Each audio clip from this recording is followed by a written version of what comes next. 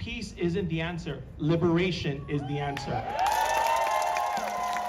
I was at LA's Mariachi Plaza, where some local warmongers were calling for a ceasefire. Taking back your land from settlers will not be sunshine and rainbows. It's going to be violent and bloody. Do I condemn Hamas? Hell no. And waging a jihad against meter and rhyme. We are millions, we are billions. We are millions, we are billions. We are all Palestinians. We are all Palestinians. From LA to Gaza. From LA to Gaza. Globalize the intifada. Globalize the intifada. I think that a global intifada is a desire shared by all working people across the world. It's going to look bloody.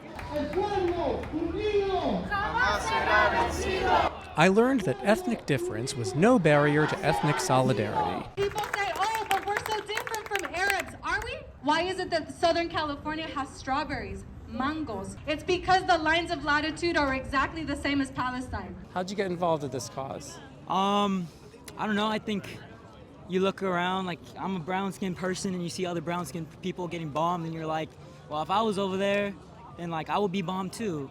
So I'll be right back. A lot of brown people in Israel. I don't see any throw the Jews in the trash signs today, so that's nice. But the day is young. They took the note. This only evokes a hang glider. It isn't an actual hang glider. They're listening. Why not a two-state solution? Why a one-state solution? Because Palestinians deserve their own independence, and also it's their land. Do the Jews not have any claim to that land? Are you? I'm wondering, do you think they have no claim to the land? I don't think so. In a one-state solution that was not a Jewish state, what do you think would happen to the Jews in that situation that live there?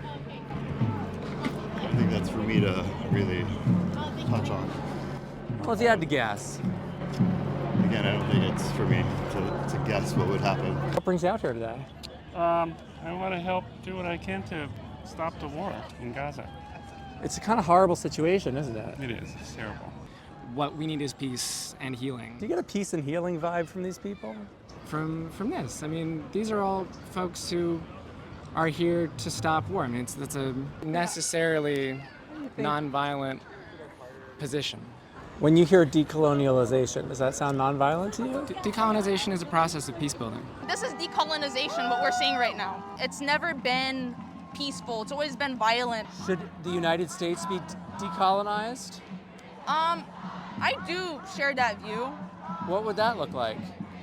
It'd probably mean like a lot of people, kind of like DACA recipients, for example, that have lived here and they don't know places like Mexico. It'd probably be hard, but, these lands, for example, in Los Angeles, it belongs to the Tongva people.